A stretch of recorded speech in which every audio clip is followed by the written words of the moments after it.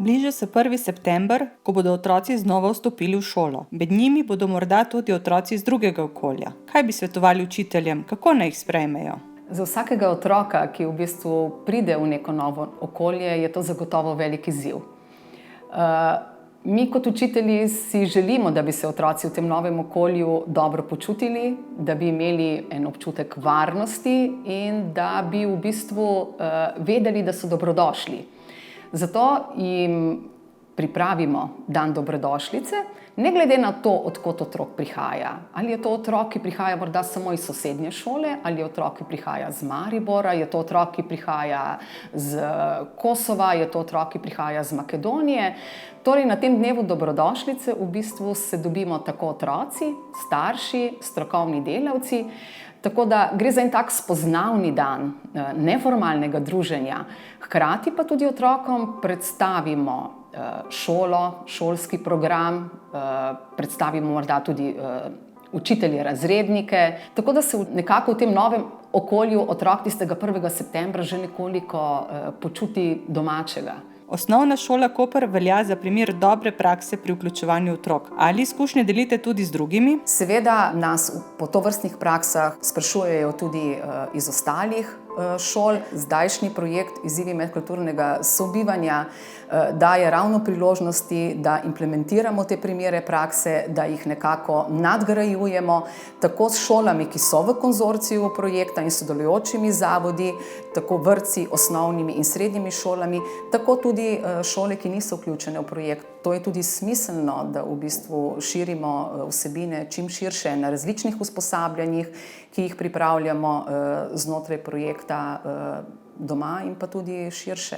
Prakso predstavljamo sedaj na mnogih konferencah, posvetih tudi v tujini. Imate morda konkretne napotke recimo za učitelje matematike ali biologije, ki vedo, da se jim bodo jeseni pridružili učenci iz tujine? Zagotovo je to za učitelja res velik izziv. Priporočamo, da vsekakor morda učitelj vsaj nekaj informacij pridobi o kulturi, od koder prihaja otrok.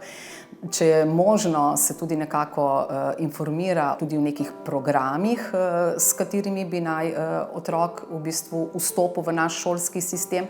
Vsekakor je pa ključen ta pogovor, ki ga opravimo lahko z otrokom in pa starši s pomočjo nekega prevajalca, da nekako uvidimo, kakšno je njegovo znanje, katera so otrokova močna področja in kje v bistvu potem nadaljevati z učenjem pri otroku naprej.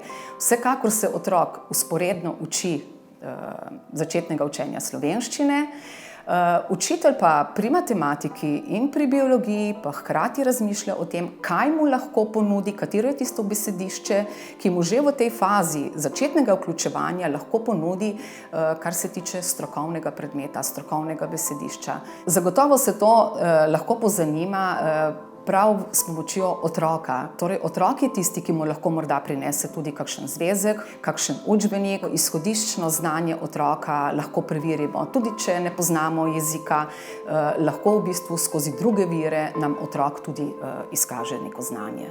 Ali je kakšna razlika, če se v razred vključuje otrok iz Turčije ali iz Kosova, ki govori precej drugačen jezik, ali pa denimo iz Bosne ali Srbije? Vedno rečem, da otrok je otrok in načini, ki jih učitelji v bistvu uporabljamo pri tem vključevanju, so dejansko nekaj enaki prav za vsakega otroka. Zato v bistvu tam, kjer nimamo nekega stičnega jezika, je to za nas zagotovo velik izziv, večji, ne?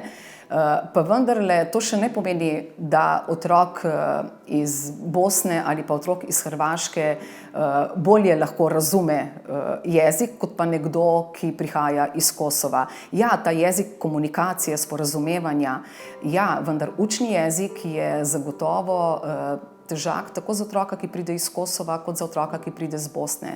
Verjetno pa res naše izkušnje kažejo, da se otroci, ki prihajajo iz Kosova, Turčije, nekoliko dlje časa učijo jezika. In zato jim je potrebno dati čas. Potrebno jim je dati tudi to obdobje tišine, ko otrok ne govori, ne zato, ker ne bi želel, ampak enostavno nabira te izkušnje, uči se jezika, tudi z nekim molkom, nekega dne pa kar spregovori. Tako da ta proces traja zelo različno pri posameznem otroku. In to, da bi rekli, zato ker je tiho, da otrok nečesa ne zna, ni tako. Naj ne bi bila ta tišina pokazatelj njegovega znanja oziroma neznanja.